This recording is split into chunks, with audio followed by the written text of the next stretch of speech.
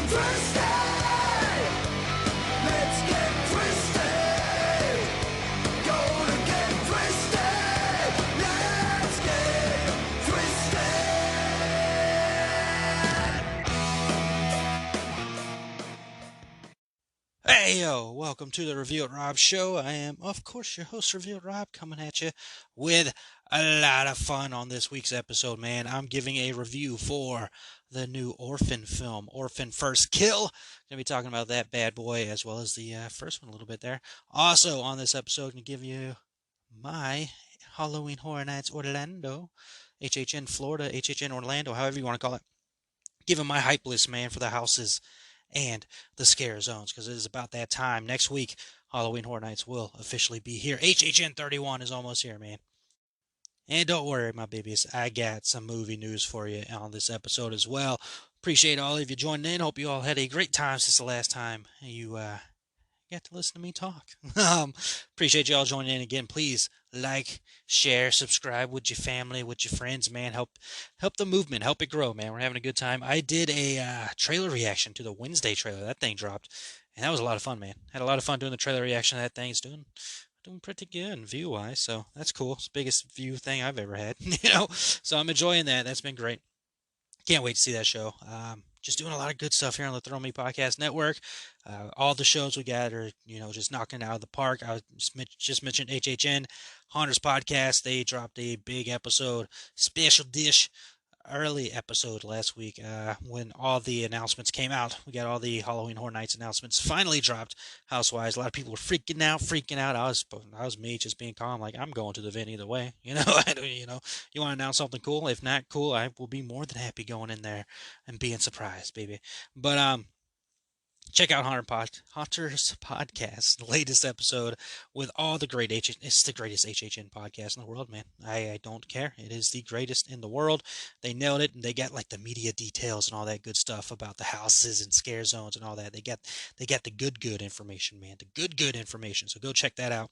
And join our Patreon, because there's a special, even extra bonus edition of that episode on the Patreon, man. Go check that out.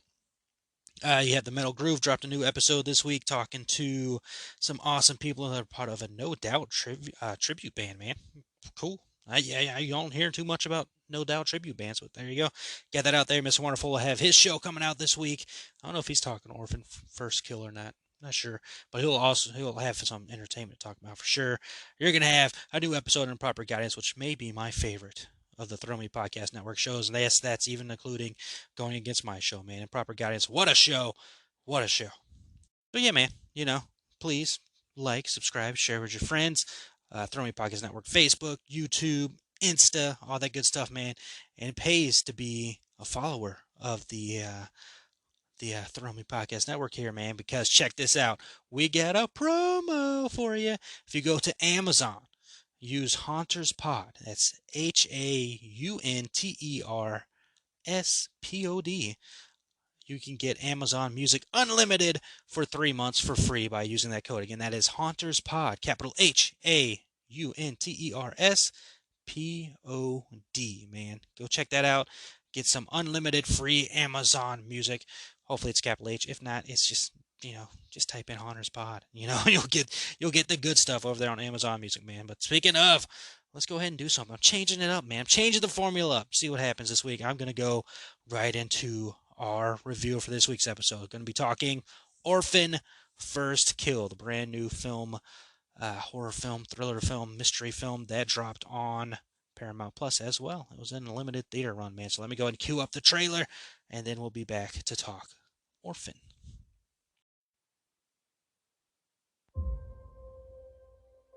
What is he doing here? We found your daughter. She's alive. Be prepared for changes. We have a child therapist that she'll be working with. 4 years is a long time. What she needs right now is her family. Mister? Sweetheart, it's Mommy.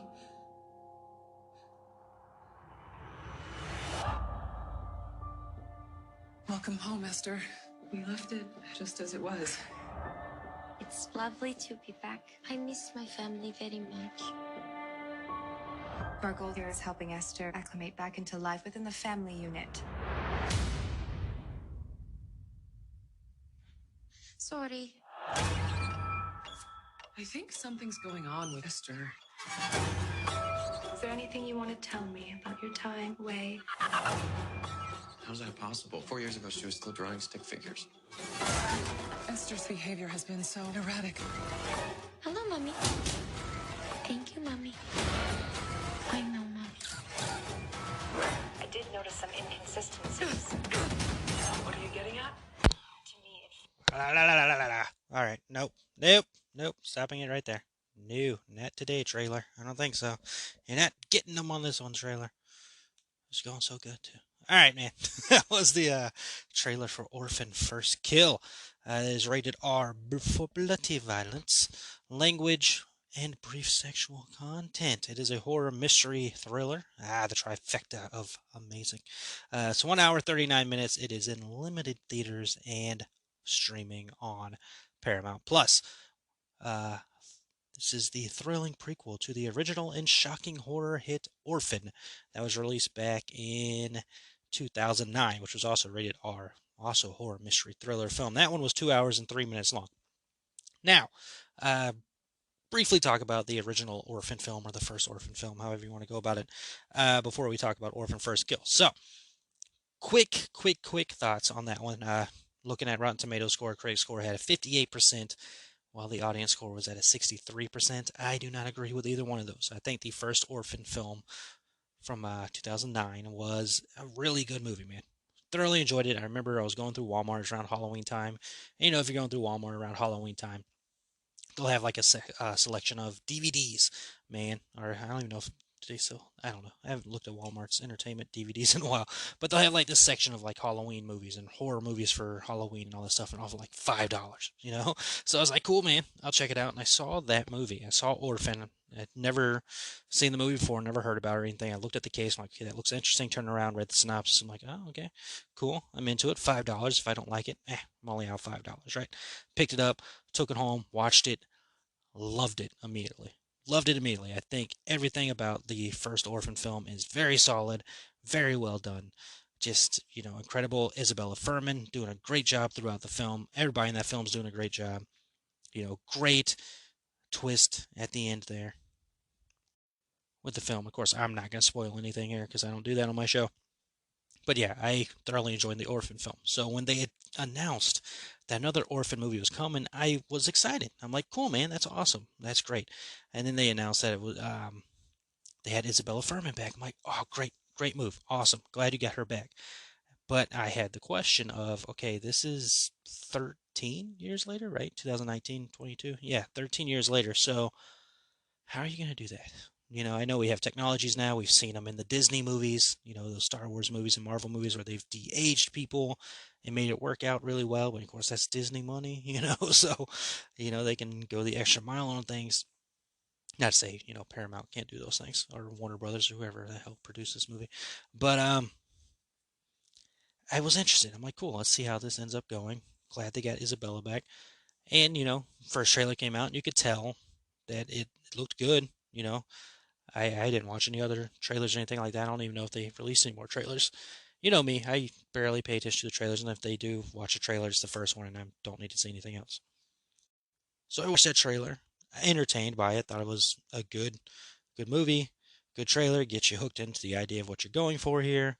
If you saw the other Orphan film, you're interested to see where this one goes, especially with being the first kill. And then again, you saw the other Orphan movie, and they kind of touched on it. So you're like, okay, cool, we're gonna see that story and all that stuff. So I was interested, and then so starting into this movie, I was enjoying it, man. I was enjoying it, and I don't like the screen effect they're using. They're using like a blurry kind of dim looking screen. And I think they're using it more for like time frame and all that stuff. But I didn't like it. It kind of threw me off seeing how blurry the screen was. And at first I was worried like my TV going bad or something. But then I started watching Monday Night Raw, and that looked fine, and everything else on my TV looked fine. So I realized, okay, it's definitely them playing with screen effects here. So didn't like that. Wasn't into that, but it was okay. I got back into the movie, and I was enjoying it. And you can see what they're working with here, and the effects they're trying to use to hide the fact that obviously Isabella's not a little girl, she's not a little kid anymore. She's grown up. So they're doing the effects, and I didn't fully look into it before recording this episode. Me, common man podcaster, I'm just talking. So but you can tell, I mean, they did some of the same effects with the first Child's Play movie, where they're using different ways to make it work. So they're doing that here, and again, Isabella, I think, is doing a fantastic job with what she's being asked to do here, and she's good, man. She's really good.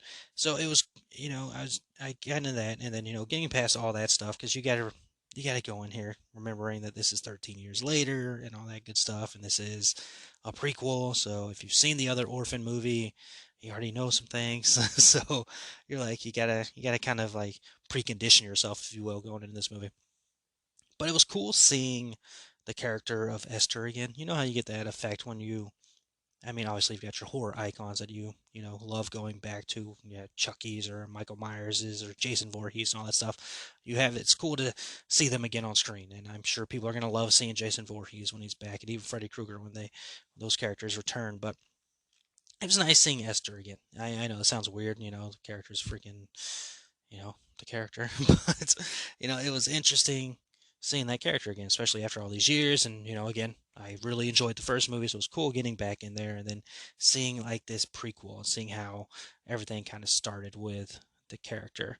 And I think they did a good job, man. And I was really enjoying the movie, having a good time with it.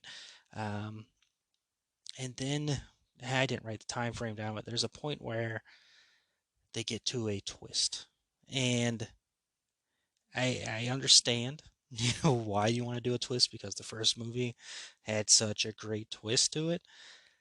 I didn't like this one. Yeah, I didn't like it. I did not like the twist that they went with, and then that kind of dampened the movie for me a little bit going towards the end.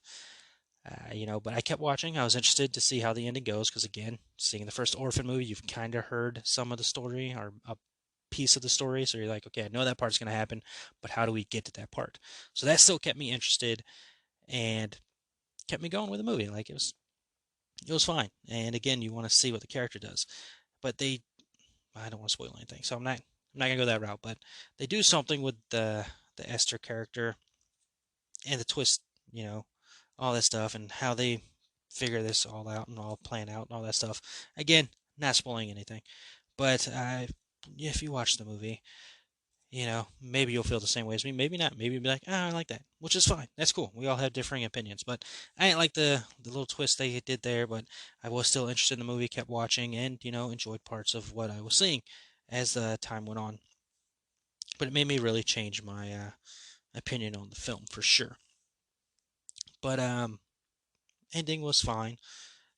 You see how that story got to its point, which is what I was interested in seeing. So I think they did fine there. I think with what they were working with, I give them a ton of credit for bringing Isabella back. They could have very easily casted, I wouldn't say very easily, but they could have just casted another kid around the same, look and age, and, tried to make it work. Love Rob Zombie's Halloween, but they had to cast a different kid to play young Michael Myers in Halloween 2, and it's very noticeable. So there's problems you run into stuff like that. So they maybe could have run with that problem, but again, I respect the hell out of them for bringing Isabella back, and she does fantastic in the movie. The kills and stuff in the movie, brutal. You had some brutal stuff. Again, it is rated R for bloody violence, and you do get your bloody violence in the film for sure. I think it's enjoyable. I enjoyed parts of it. The screen bothered me a little bit. I wasn't liking that too much, but I like how things built and built, and then they got to that twist. I'm like, don't like that. So, but it didn't fully ruined the movie for me. It kind of rebounded itself a little bit because it still kept me interested in where it was going. And that would be my suggestion: is watch Orphan from 2009 first before you watch this movie. Even though this is a prequel and all that stuff, and timeline wise, you should probably watch this movie first. I say watch Orphan from 2009 first because that movie, one, is incredible. Two, the twist in it is again incredible. And this movie talks about that stuff before. So watch Orphan from 2009 first before you watch First Kill. I know it goes against the rules, but trust me on this. So my opinion on the movie, it was enjoyable. I would probably watch it again at some point in time. Not in a hurry to see it again right now, but I would give it another watch for sure. Maybe when Halloween time comes around, I'll do the double feature, the two films during 1 week or something. But I did enjoy it. I think they did a good enough job with what they were trying to work with here. Just, I think they kind of got caught up in, ooh, we got to have a twist. So yeah, I think the movie's good. I think it's enjoyable. I think it's worth checking out, especially if you have Paramount Plus. It's right there for you to check out. Now, as far as Rotten Tomatoes goes, Rotten Tomatoes actually likes this movie a whole lot more than they like the Orphan 2009 movie, which baffles me. But hey, again, we all have our opinions and thoughts. So Rotten Tomatoes has a critic score of 72% and audience score of 75%. Remember, Orphan 2009 had a Rotten Tomato critic score of 58, and this time First Kill has a 72, while the audience score was 63 on the Orphan from 2009 and Orphan First Kill audience score 75. So critics and audience on Rotten Tomatoes are enjoying First Kill more, which I've seen. I've seen people talking about the film and saying they like this movie more than the other one. Again, fine, that's your choice. I do not follow that opinion. IMDb has it a 6.1 out of 10. Cool. What is the future for Orphan? Will there be more Orphan films? Well, Orphan First Kill managed to make $1,675,000 over the weekend, so good on them, especially in a limited theater run. One of the articles I was reading said that if it was released in the same amount of theaters as the film Beast that came out, I think the same weekend, I guess, if it came out the same amount of theaters that one did, the film would have made just as much money, if not a little bit more, than the original Orphan 2009, which was a success. So it's doing good. It's doing good business. We'll see what the streaming results are at some point for it, but it is doing pretty good. And there was an interview with director William Brent Bell, who was discussing the potential for more Esther stories down the road. And he said, quote, we joked about everything. There's 30 years of her life that we haven't explored, and there's so much life experience that we can play with, and I think because of the tone of this movie, we can go darker and lighter, make her more in charge and evil, but also have even more fun at times. So of course there is potential there. Goes on to say, I would never do it if Isabella didn't do it, which again, major applause there. It would also have to be a really cool script. So there's possibility, there's potential. Again, it's doing good. It's getting positive reviews. Mostly positive reviews. I mean, 70s, that's good. So we'll see what happens. And it's making money even in a limited theater run. So it's making money. It's doing good review wise, and I think it is enjoyable. Is it better than the other one? Just rehashing that idea. No, but I mean that's not that's that. But overall, I think Orphan First Kill was an enjoyable movie. It is worth your time to check it out. If you want to go to theaters and support it, more power to you. I would say better option is watching on Paramount Plus. Save your extra $20 or whatever. If you already have Paramount Plus, you're already paying for it. Watch it there. But yeah, Orphan First Kill does get a thumbs up from me. I'll give it a thumbs up. Just again for what they were working with and what they were trying to do and bringing Isabella back. I think I give them applause for that. And again, pretty well done. It's just that little twist they threw in there, I wasn't a fan of. If you've seen it, let me know, man. Comment on the YouTube video. This audio will go up on YouTube. Comment on there. Let me know what you thought about the film, how you felt about that twist as well. But that's it for the review of Orphan. So let's go ahead and jump into the news. Starting off with DC news here. Jesse Eisenberg has been asked about his future in the DC universe. Remember, Jesse Eisenberg played Alexander Luthor. Was it Junior? I don't know. I haven't watched the movie in a little bit. But he played Alexander Luthor. And he said, quote, "I'd be shocked if I wound up in a DC movie, but it would be a pleasant shock." Eisenberg said, "Listen, I'm not a comic book fan. To me, it was not playing a role that I'd envisioned since childhood. To me, it was a chance to play this great character that this great writer wrote, and I loved doing that. So to play it was a joy, and to not play it isn't something that I'm going to be ashamed to tell my kids about, because that's not an important genre in my life, even though I love doing the movie." So, kind of back and forth feelings there, it sounds like. Mixed mash of people did not really like Jesse Eisenberg's Lex Luthor.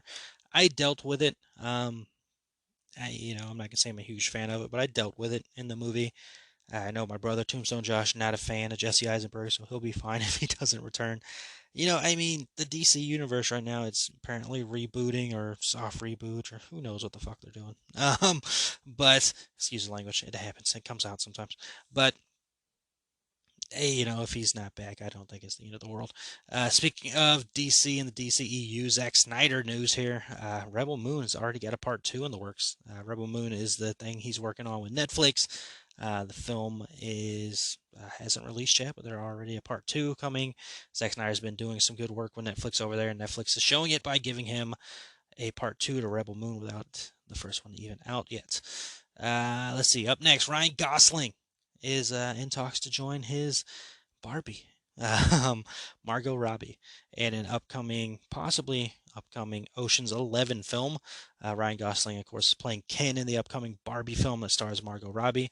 As for the Ocean's 11 film, it is apparently set in Europe in the 1960s, but further details as to its plot have been kept under wraps.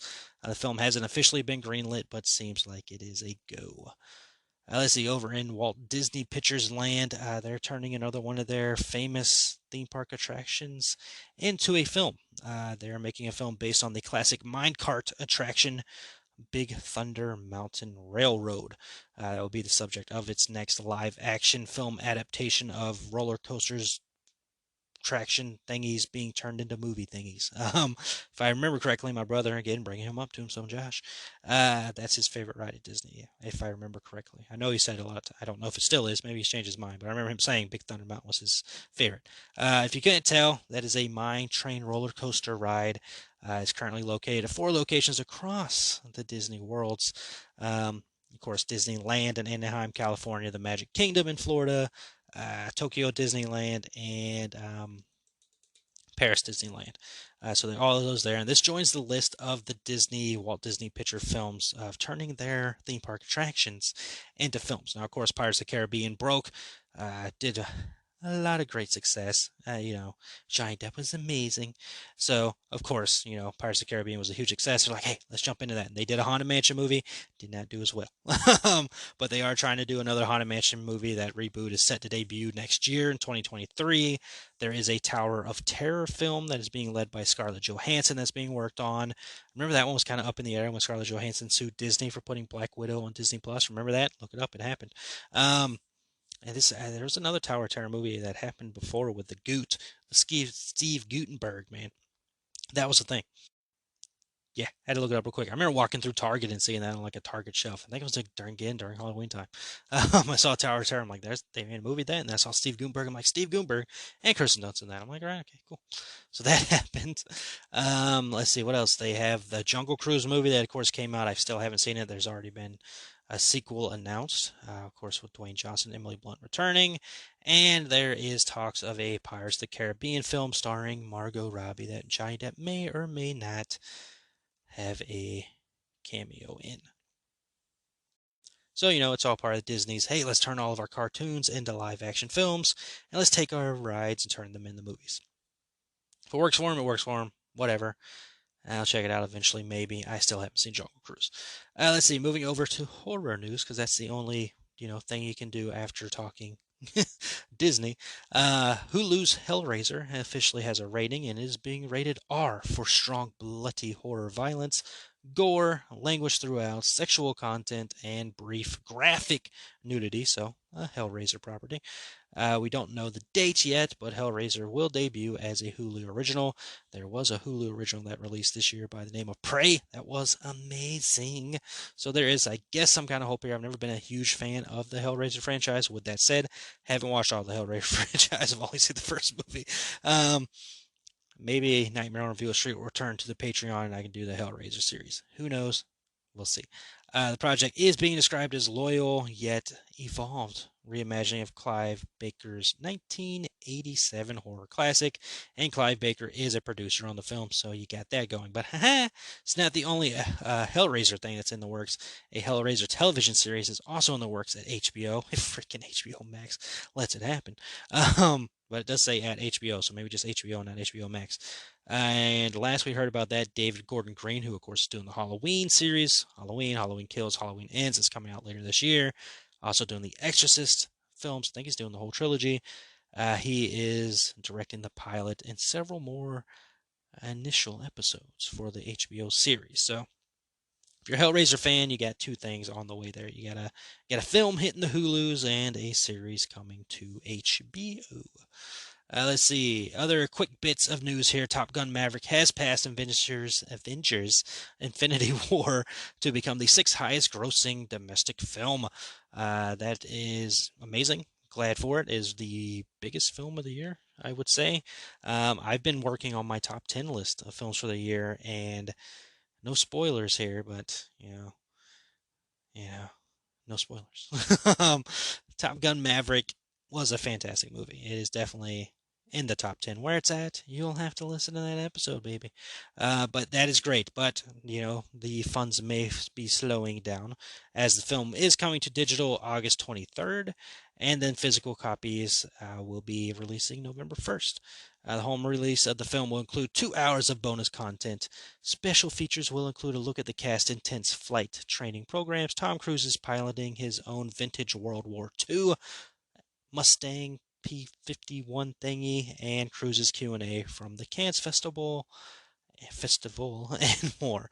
Let's see. While we're talking about things that are releasing to streaming, the Jurassic World Dominion Extended Cut will be hitting Peacock on September 2nd. This is 14 additional minutes and an alternate ending. We got a couple first looks. HBO did a brief release of the upcoming Last of Us series. That is a TV series that they're doing based on the Last of Us video game. And Netflix has released a photo of the upcoming Glass Onion Knives Out mystery sequel thing. And then last bit of news here before we get to the HHN hype list. Dio, metal legend. Dio, Dreamers Never Die, a career-spanning documentary about the heavy metal legend Ronnie James Dio, will be coming to theaters worldwide for 2 days only, September 28th and October 2nd.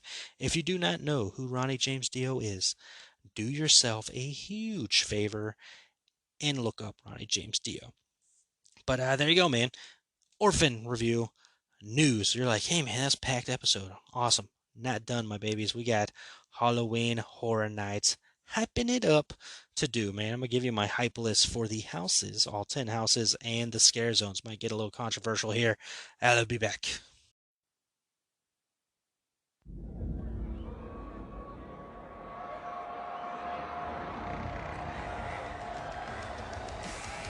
We gotta move fast. We're gonna get to all the haunted houses tonight. Food first, then monsters. Monsters? Guys, relax. None of this is real. You did not just get pizza fries on my jacket. I'm out.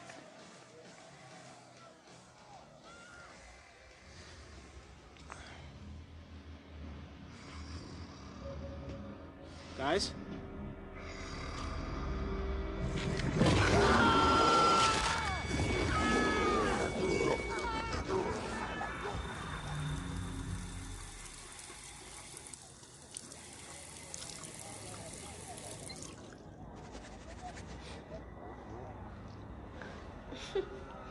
Perfect.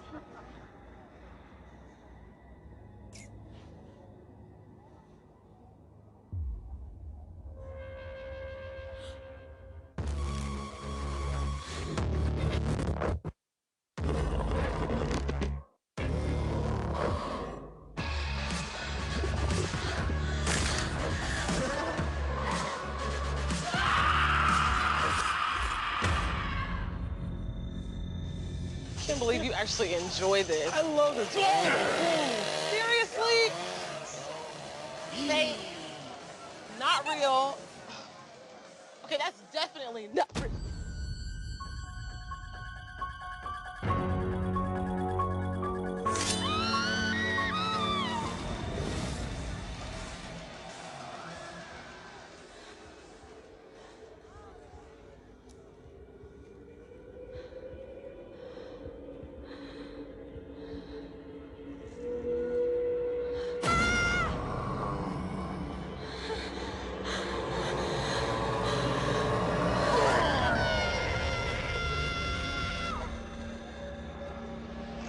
Man, this is the best house yet.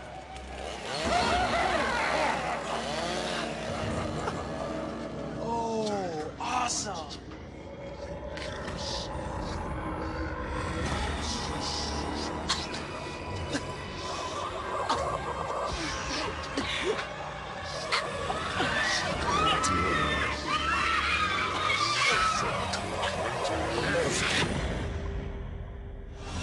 Step into the horror classic, Halloween. The Weekend. After Hours Nightmare. And more. Summon your Scream Squad to Universal's Halloween Horror Nights.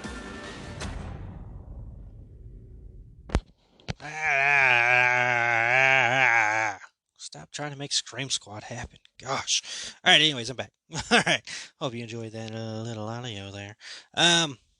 Hype list time, man. I've been seeing all the people on the socials doing their hype list for the houses and the scare zones. I'm like, dude, I want to do that.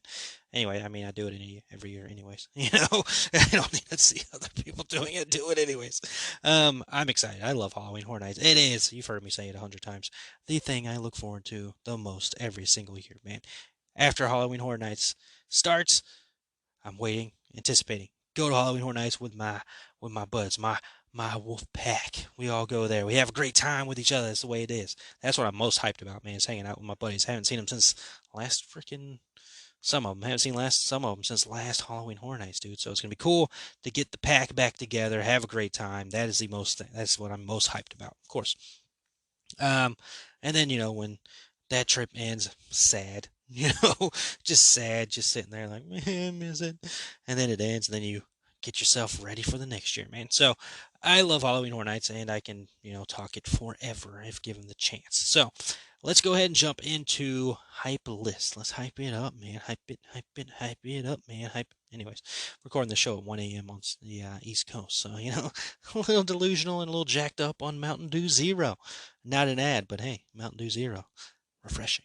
All right, so hype list for houses and scare zones. And I teased earlier before playing that audio that may be a little controversial here, man. So let's go with the houses first, shall we? At number 10, I have The Horrors of Blumhouse.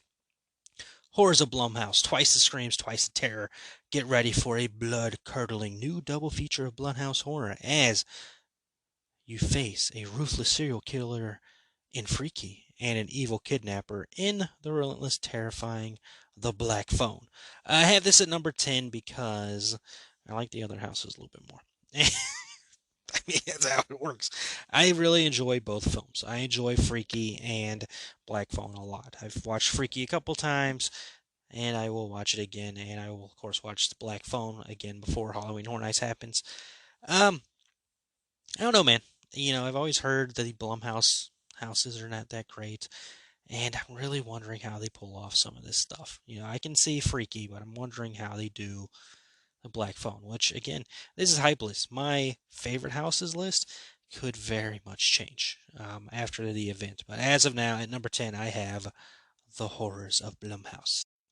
Coming in at number 9 is the house that everybody seems to be talking about. I will see how things go, but at number 9, I have Bugs Eaten Alive. These bugs are out to exterminate you. While touring a 1950s home of the future, you'll be surrounded by the slime of bugs everywhere as hordes of many-legged terrors descend upon you. You'll be dropping like flies. Alright, It sounds fun, sounds interesting. Again, it's one of those things where it gets, I'm a little more interested in other houses, but it does sound like a good time, I guess.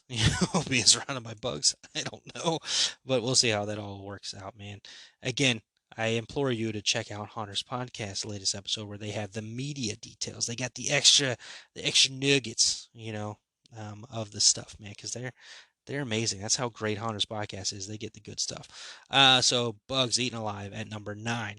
Number 8, I'm going to have Descendants of Destruction. Not the Brothers of Destruction. That's a whole other kind of destruction. Descendants of Destruction. Deeper, darker, deadlier. Careful not to leave any of your... I'm not saying that damn word behind as you descend the subway tunnels of a deserted New York. Lurking in the dark are hungry mutants looking to feast on the last remnants of humanity. Sounds good, sounds interesting, sounds fun. Give it. All right, number 9, I'm going to have Hell Block Horror. Hell Block Horror. As these monsters escape their prison, there's no escape for you. Enter a prison whose savage inmates are monstrous creatures. If they break free from their cells, it's a death sentence for everyone. Is that cabin by the woods? Cabin in the woods? Cabin in the lake? Cabin in the woods? Cabin by the lakes? Cabin horror movie. Evil Dead. No, not that one. Cabin in the woods. No, it's probably not, but it probably could have some things like it, man. Again, that was the first thing I thought about. Hell Block Horror. Hell Block Horror. I think a lot of people are saying Hellgate Horror as, Halloween Horror Nights pass, but Hell Block Horror is on my list at number 7. Number 6, I have Fiesta de Chupacabras. Listen to your Abdullah and beware the chupacabras. That's awesome, man. Visit a Latin American village where the legend of the creature, the chupacabras, is celebrated with a colorful fiesta, and the streets are lined with the crimson blood of tourists like you and your amigos. Hey, amigos. Amigo squad. I like that a whole lot more than the other thing. Just amigos. Amigos is squad. Anyways. Sounds great. Love it. Like the Latin America flavor. That's going to be great. That's going to be fun. I enjoy it.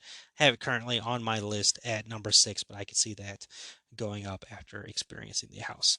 All right, top 5 time. Number 5, I have Dead Man's Pier Winter's Wake. You're dead in the water. In a New England fishing village, undead fishermen emerge from the waves to seek their revenge. I'm not saying it, may have escaped their hooks in the scare zone. Oh, scare zone. Oh, yeah, scare zone. Yeah. Now they'll reel you in and drag you under. Ooh. Into it. I think I'm a little hesitant because there's that freaking water house that I did not like at one of the events. I disliked it so much, I don't remember the name of it. Depths of Fear. Yeah, HHN29. Depths of Fear. I was so looking forward to that house, and that house kind of let me down, man. I know a lot of people like it. Again, more power to you. I'm glad you enjoy it. I did not. Okay, but this does sound good. This does sound interesting. I have it in my top 5 right now. I'm into it. Give me what you got. I want to see what you're working with. Let's see. Up next, I have at number 4, The Weekend, After Hours Nightmare. It's music to your fears. Oh, the puns are killing me. All right. You love his music, but can you survive his mind? The Weekend is about to stalk through this haunted house. I'm not saying it. Anytime it comes up, you're going to hear a pause because I'm just skipping over what they want me to say there. A surreal living nightmare from his after hours videos. His nightmare is now yours. Into it, man. I didn't know a whole lot about The Weekend going in to this. As soon as the house announcement came out, I was like, all right, cool. People, tell me what I need to listen to. Let me know what I need to listen to. Obviously, Blinding Lights in the freaking trailer, if you will, for the house announcement. So I knew that song was going to be part of it. And you could probably, and I've enjoyed that song a lot. Listened to it a lot since then. And then, somebody told me the songs that should be in the house. So I've added all those to my HHN playlist and having a good time enjoying those songs, listening to them a lot ever since the house has been announced. So I'm into it, man. I can't wait to see what this turns out to be. It seems like it could be a very good house. All right, top 3 time. At number 3, I have Halloween, the classic. His beginning is your end.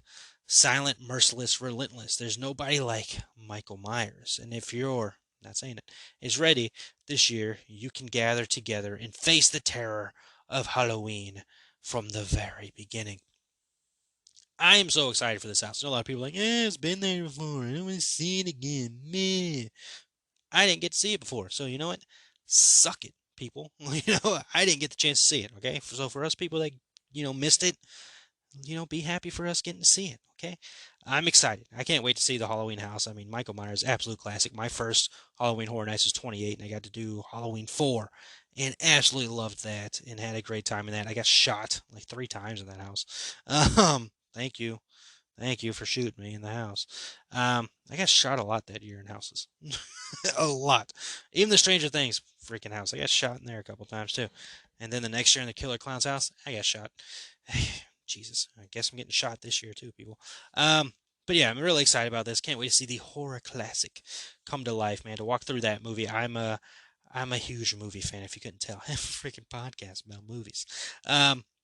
So I'm so excited to be able to walk through that house and experience that, man. I can't wait to see how that goes. Number 2, I have none other than Spirits of the Coven. They're bewitchingly terrifying. The puns, oh my lord. A coven of beautiful flapper. What is a flapper witch? I looked that up. That sounds dirty. A coven of beautiful flapper witches will lure you into their 1920s. I like it. Speakeasy. Hey, Zach, speakeasy. Reveal their haggish true form. And turn your, not saying it, into a witch's brew. They'll be cackling. You'll be screaming. Oh my gosh, the puns, man. I love this, man. I'm into witches. I love witches. I think my favorite season of American Horror Story is Coven. Like, I'm into it. I like it. I like the witches. 1920s. Sounds great. I don't know what the hell a flapper witch is, but hey, bring it on. Bring it on. I'm into it. I want it. I want it now. Give me the witches. All right, which means there's only one thing that could be number 1 on my list, and it was the thing that I've been hyped for the longest since it was announced. I'm a very simple man. Number 1 for me is Universal Monsters Legends Collide. It's the Wolfman versus Dracula versus the Mummy. If you thought 1 Universal monster was scary, how about 3? Summon your, not saying it, because you're about to get caught between the Wolfman Dracula and the Mummy together for the first time. That can't be true. Together for the first time? Really? There's a Universal Monsters house. Like, was the Mummy not in it? No, the Mummy was, I guess, interacting? I don't know. But yeah, I'm so excited for this, man. All you gotta do is mention Universal Monsters. I'm like, what you got? I'm in. Because I've enjoyed everything they've given me. The Universal Monsters house was incredible. The Bride of Frankenstein Lives house, incredible, both times. And then now we get this. And I love Dracula, man. Give me Dracula. Love the Dracula. You throw in the Mummy, like, hell yeah, dude. Those are probably my 2 favorite Universal Monsters. Like, I'm in. Love the shirt. Getting the shirt for sure. There's a Chucky shirt out as well that I have to get. It's Chucky. I have to get it. But yeah, I'm so excited about this. Classic monsters, classic horror in a new form, obviously. And it's just, it's everything I could hope for. I'm excited. I want it. Can't wait to see that house in all of its awesomeness and glory. That is my top 10 most anticipated houses for HHN31, which means we now go to the Sinister Scarezones. We got 5 of them this year. And this one may be a little more controversial. Possibly. Who knows? We'll see. Number 5, I have Horrors of Halloween. The Pumpkin Lord, the spirit of Halloween, has taken over this year's event, summoning hordes of fiendish creatures. Terror has taken root. That's the thing with this event. All this stuff sounds awesome, but when you're trying to do the hype list and you're trying to put everything in order and all that, that one's going to fall towards the bottom of the list for me. So I have Horrors of Halloween at number 5. At number 4, I'm putting Conjure the Dark. I love the name. Of the first All Hallows Eve. First All Hallows Eve, I mean, come on. An evil sorceress, I mean, come on. Called forth monstrosities, what a name, from dark dimensions. Called forth monstrosities. That's not the name. Good job. Again, it's 1:30 a.m. Now your blood will fuel them. That sounds awesome. Give it to me. I'm into it. Let's see. Number 3, I have Scarecrow Cursed Soil. I almost said soul. At an abandoned farm, scarecrows have risen from the crust of the earth to hunt you and seek revenge. They'll harvest your screams. Sounds great. Sounds awesome. Into it. Scarecrows are always creepy. Let's see. At number 2, I have what probably everybody's number 1 is. If it's not the freaking pumpkin thing, it's probably this one. I have Sweet Revenge at number 2. I know you're like, no way. I know, my babies. Sweet Revenge, I have at number 2. The sweets from Major Sweets Candy Company have turned children into crazed killers. This Halloween's all trick, no treat, and total mayhem. I'm sure this zone is going to be absolutely incredible, and I've seen the pictures that people have posted. It looks amazing. It's connected to the tribute store. I get all of that. That sounds awesome. Can't wait to check out all of it. It's going to be a great time, and I know I'm going to have an awesome time in that scare zone. There's just one other scare zone that just, again, kind of like with the house, just feeds my classic horror soul. At number 1, I have Graveyard Deadly Unrest. On All Hallows Eve, a dark storm descends upon a cemetery and awakens long dead spirits. No one living can escape them. Dude, creepy cemetery, bringing, dead spirits to life. Come on. That is classic horror tales, and I am a classic horror man. So it is 100% perfect for me, which means that is my top 5 hype list for freaking Sinister Scare Zones. Now just go into it. We've got 2 outrageous live shows. You've got the Halloween Nightmare Fuel Wildfire. This is going to be Nightmare Fuel Part 2. The show that sparked a firestorm last year is ablaze with a new nightmare. The pyro and aerial performers are back to reignite your fears. That show was incredible last year. Can't wait to check it out again this year. And then we've got Ghoulish, a Halloween tale. On a Halloween night, a ghost story becomes reality as you go beyond the grave in a spectacular, spooky show on Universal Studios Lagoon. I've loved those Lagoon shows, man. Marathon of Mayhem was breathtaking. I kid you not. It was breathtaking the first time I saw it. Couldn't stop thinking about it. The second one, not as amazing as the first one, but just still good time. And then this is, what else could you ask for? It's going to be awesome. You're, of course, going to have some rides and attractions. Those have not been announced yet, but probably the same ones that they normally are. You're going to have some scary good food and drinks. We don't know what those are yet, but, of course, pizza fries will be there. And you've got awesome merchandise, of course. You will have the Gallery of Legends over at Cabana Bay. So go check that out. That's always a good time for some photo opportunities. But there you go, man. That was my top 10 houses hype list, my top 5 scare zones hype list, and everything else in between. So hope you enjoy the show, man. I had a good time with the show, changing up some formulas, man, giving the review up front. Maybe the way I continue to do it. We'll see how things go. But I had a great time, man. Hope you had a great time. This will close out this episode. Halloween Horror Nights is here. HHN31. It will be here next week. Be sure to check out Haunter's podcast episode next week, as they'll be doing their hype list, as well as I believe we got some pack hype list that'll be involved in there as well, man. But again, please follow, like, subscribe to Haunter's podcast. Check us out. Give us some love, man. Help things continue to happen here. Having a great time doing this with my amigos. Yeah, call back. And go check out my Wednesday reaction trailer, man. I had a great time doing that. Having a good time, man. So appreciate you all as always. Thank you for joining me. Hope you have a great rest of the day, week, year, life. And as always, remember, happiness can be found even in the darkest of times if one remembers to turn on the light.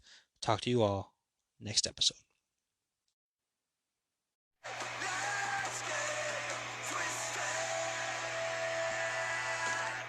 Thank you for joining me this week. Make sure you hit the subscribe button to get updates on all new episodes. As well, follow me on Twitter at review_it_Rob. Stay tuned for more adventures.